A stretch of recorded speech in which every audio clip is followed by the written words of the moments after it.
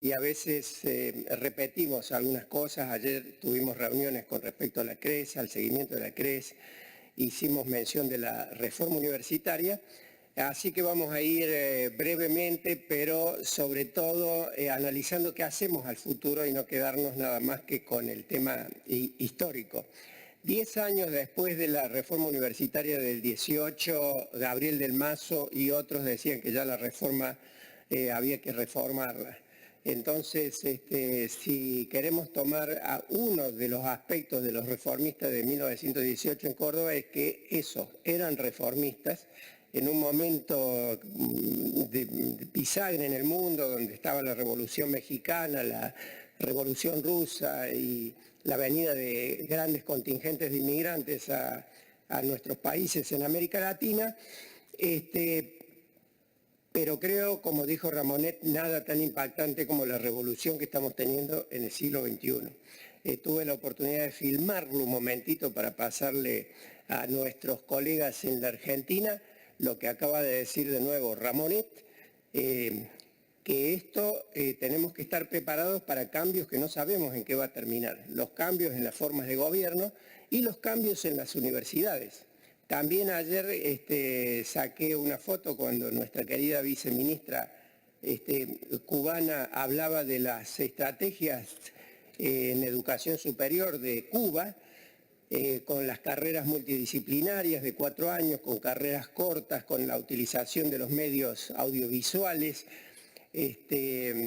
con el estudio del inglés, que si nosotros realmente queremos impactar en el resto del mundo, tenemos que ver las realidades, y las realidades que hoy lingua franca es el inglés, y tenemos que impulsarlo también en nuestras universidades.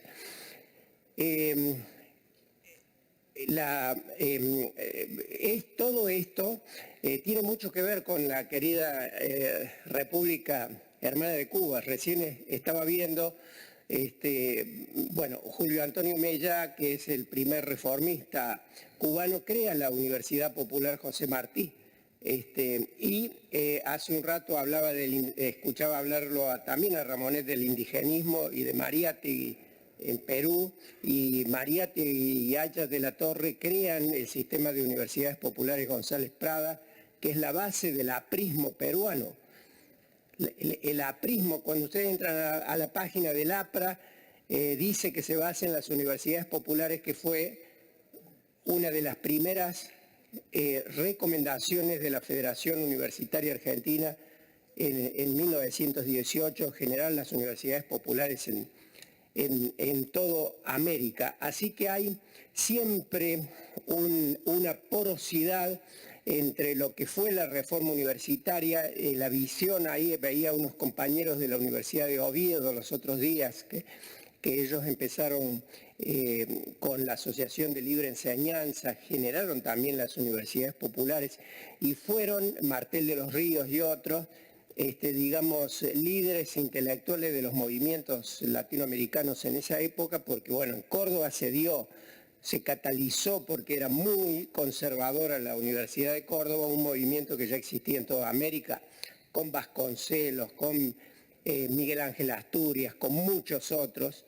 Y hoy, en este siglo XXI, yo creo que el principal problema que vamos a tener las universidades, por eso las CRES son muy importantes, es romper con el conservadurismo progresista de las universidades, porque las universidades somos muy progresistas para afuera y muy conservadores para adentro. Y si nosotros no tenemos en cuenta la realidad del siglo XXI, ya lo dijo recién Ramonet, la uberización está llegando a todos los lugares. Y también puede llegar a la universidad. No puede, ya ha llegado a la universidad. Así que aún en los países, más avanzados tecnológicamente, si podemos considerarlo California, hay una tensión entre los estudiantes universitarios y los sectores productivos por un lado, y por el otro lado el establishment universitario, que no quiere cambiar reglas. En el caso de ellos, La presión es para que los community college, que son algo parecido a las universidades populares, que sean incluidos como parte del proceso educativo para formar más rápidamente la gente que necesitamos. Y se está haciendo difuso qué es lo que es un estudiante universitario en todo el mundo. Hoy la transformación de las fuerzas laborales, cuando nosotros tenemos que darle conocimientos de educación superior, que también es otra palabra difusa, es un estudiante universitario. Y se pone difuso de nuevo que es una universidad. No tan difuso, nosotros tenemos claro qué es lo que es, pero no quiere decir que somos los únicos que vamos a dar educación superior, ni lo estamos dando en este momento en el mundo. Hay brokers educativos, hay empresas, recién hablaba Ramonete, la empresa más grande del mundo es Amazon. Amazon está invirtiendo en este momento 600 millones de dólares para retransformar el conocimiento de 300.000 de sus empleados y no está usando ninguna universidad. Está contratando a los profesores y se acabó. Entonces, si realmente queremos ser reformistas para no ir, sigamos pasando las diapositivas, digamos, políticamente, las conferencias regionales de educación superior, que la primera fue justamente aquí, en ese año 1996, fue un tremendo éxito, porque trabajamos en el momento más difícil, como decía Ramonet, que era la cumbre del neoliberalismo en ese momento, con el Consejo de las Américas y con todas esas teorías neoliberales. La cumbre que se realiza por una decisión política de Fidel Castro en una reunión de presidentes que hubo en Argentina, como lo decía ayer, que fue los iniciadores, digamos, de este proceso latinoamericano. Me dice que cuando usted quiera que pase, diga siguiente. Sí, perfecto. Páselo nomás. Fue la decisión política de Fidel Castro de permitir que se haga en Cuba esta reunión. Y la respuesta ideológica que se dio aquí y que fue una cascada para las otras reuniones regionales, para llegar a la asamblea, a la reunión del 98 de París, a la cumbre mundial de educación superior en París, con una propuesta ideológica de la importancia de la educación superior pública en el mundo, fue el éxito de esta reunión que se realizó aquí. Y desde ahí a la reunión del 2008 y a la reunión del 2018, la respuesta política fue una respuesta absolutamente correcta. Pero estamos en el siglo XXI. En el año 1998, en el mismo año, luego de esa victoria que se logró en París, hubo una reunión justamente en Córdoba, Argentina, con 1.200 latinoamericanos, y ahí se decidió crear el campus virtual latinoamericano. La próxima, por favor. En la reunión de presidentes de la Organización de Estados Iberoamericanos en Panamá en el año 2000, los presidentes, incluido Fidel, impulsaron un proyecto, como ustedes pueden verlo después ahí, de 200 millones de dólares para que hiciéramos un campus virtual latinoamericano e incluso que nos sirviera para competir dentro del espacio latinoamericano de los Estados Unidos, en momentos que Bill Gates estaba contratando los mejores lingüistas en español del mundo porque decía que iba a tener la universidad mundial. Y nosotros dijimos, vamos a responder con esto. Dijo que estuve en un breve periodo de ministro, al mes siguiente tuvimos la crisis económica, renuncié, se acabaron los 200 millones de dólares, pero nunca avanzamos con el tema. Ese es el problema. El próximo diapositivo, por favor. Yo no leo bien aquí, pero creo que esto es la OEI. La OEI ya en el 2004 de nuevo con el proyecto Tuning, con un montón de cosas, seguíamos hablando de los créditos académicos que vienen de 1869, que a los costarricenses y nicaragüenses no hay manera de explicarle por qué no lo hacemos en otros lados cuando ellos lo han tenido toda la vida, y Cuba lo tiene en los posgrados. Esa pequeña herramienta de movilidad que podemos tener en América Latina, que repito lo que se dijo ayer, 1% de nuestros estudiantes hacen movilidad, y de ese 1% de los estudiantes que son súper privilegiados, porque la mayoría lo tiene que hacer con parte de sus fondos propios, el 75% de ese 1% lo hace hacia afuera de América Latina. O sea, la movilidad interna de la América Latina es cero prácticamente. En el 2007, Anuyes, que tenemos nuestro querido colega de Anuyes, que vamos a trabajar desde la oficina de seguimiento de la CRES en Córdoba, hacen el sistema de créditos de México. Y le pregunto cómo funciona. Y tenemos que pasar para más el año que viene o el otro año, porque estamos discutiendo, pero a la vez tenemos la nueva ley de educación. Siempre tenemos cosas en nuestros países. Nosotros ahora tenemos una crisis económica, los uruguayos tienen un nuevo presidente, los brasileños tienen a Bolsonaro, pero de alguna manera, si realmente queremos que no tengamos un Uber, tenemos que tomar determinaciones los latinoamericanos que no significan grandes inversiones o ninguna inversión, son decisiones políticas que tenemos que tomar. Porque en el 2007 hablábamos eso, nosotros veníamos desde el año 1998, la próxima. ¿Y qué pasó en el 2007? Apareció el iPhone y Facebook se hizo universal. Y acá estamos hablando de China, de Rusia y de Estados Unidos, pero por otro lado decimos que hay 26 personas que tienen más dinero que 4.000 millones de personas. Y dentro de esas 26 personas son los que manejan las redes sociales. Recién, porque iba a decirlo, me puse paranoico cuando lo escuché a Atilio Borón decirle a la Mossad que con Waze y qué sé yo, y tenía datos, tenía, digamos, mi ubicación. ¿Saben por la ubicación dónde estamos en este momento? Porque nosotros vemos el dato que estoy acá en este centro, pero ese es el nivel que nosotros vemos. Estamos acá, estamos pasando esto es dato. Y como decía, cada uno de estos datos da información. Y hoy se tiene más información sobre los conocimientos que yo tengo y que quiero tener, porque nosotros estamos en edX, que es como Netflix o como Spotify. En Spotify escuchan canciones y después con inteligencia artificial aparece una nueva canción y te dice, esta le va a gustar, o esta otra no. Saben antes que yo qué me va a gustar. Y saben nosotros en el grupo de EDX que ofrecen los cursos que saben que lo vas a hacer, que te van a interesar.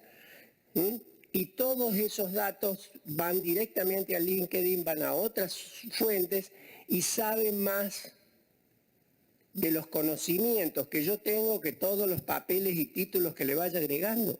O sea, hoy nosotros,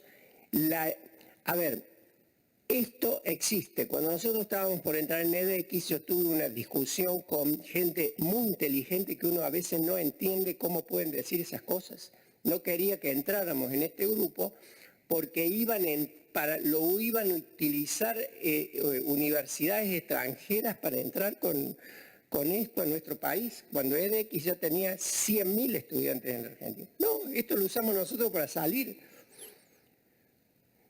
Entonces, hemos sido enormemente exitosos con las CRES desde el punto de vista político, pero ahora nosotros tenemos que ser exitosos con las propuestas que hacemos a nuestra sociedad. Seguimos diciendo que la diferencia que tienen las universidades públicas reformistas latinoamericanas es su pertinencia social. Somos nuestra sociedad, pero nuestra sociedad no somos el microcosmos de muy poca gente que tiene la suerte de estar haciendo las carreras de grado dentro de la universidad. Nosotros hoy tenemos que llegar con la educación a cada uno de los habitantes de nuestro país y tenemos las herramientas tecnológicas baratas y cada vez más baratas para formarlos técnicamente, culturalmente, éticamente, políticamente a cada uno de nuestros ciudadanos. Y esa es la legitimación, la relegitimación de la reforma universitaria que tiene que ser en el siglo XXI. La reforma fue para un país donde venían inmigrantes, donde se le abrió las puertas de la universidad. La reforma del siglo XXI tiene que ser la universidad fuera de su claustro, en el lugar donde estén. Nosotros damos cursos en el interior de Mozambique con un acuerdo que tenemos con escuelas ocurrentes. Y digo, bueno, ¿qué lo vamos a dar en una iglesia? No. Todos los chicos ahí en la campiña, adentro, en las zonas rurales de Mozambique, tienen esto. Ahí cuando estábamos en Kingston los otros días, me tomé un ómnibus, paraba en los pueblitos. Las Naciones Unidas lo dicen. Hay mucho más gente con dispositivos móviles que con servicios sanitarios básicos. Eso todos lo sabemos. Entonces, esto que yo creo que, como dice Ramonet, no sabemos en qué va a terminar, pero sí sabemos que tienen más información mía que la que tengo yo, porque yo me he olvidado muchas cosas. En 2017, todos los datos acumulados en la humanidad, de las cuevas de Altamira, de todos, desde 2017 a hoy se multiplicó por 100. Esa es la cantidad de datos que hay. Hoy el problema de los datos es cómo manejar la cantidad de datos que hay. Cuando nosotros hablamos, cuando ponemos esto, no hay una nube. Hay centros de acumulación de datos allá en el Polo Norte, donde están todos esos datos. Y cada vez hay mayor velocidad para analizar los datos. Nosotros, como universitarios, tenemos que formar a nuestra sociedad, ayudar a toda nuestra sociedad a transitar este periodo del siglo XXI que es cambiante a una velocidad increíble. Lo que hablábamos hace 2 años no hablábamos tanto del tema de la Big Data y de la neurociencia y de la inteligencia artificial, no lo hablamos.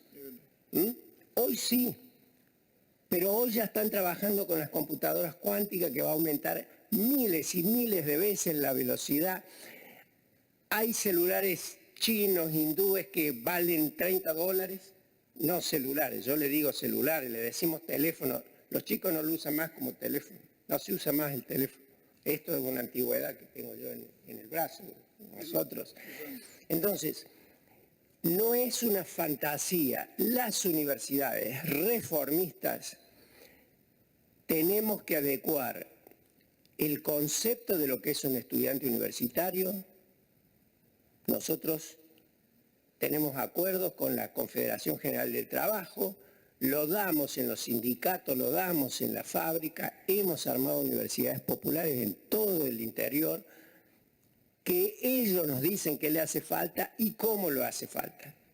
En Marco Juárez, acá veo argentinos, una zona muy rica, hay un señor tractorista. Yo no sé si él tiene primario o secundario, pero ahora tiene un tractor que se maneja solo, se pone donde debería estar el surco y no está, porque ahora siembra directa no lo ves más, pero sí tienen las imágenes satelitales, tienen las computadoras, tienen los medidores de humedad de la tierra.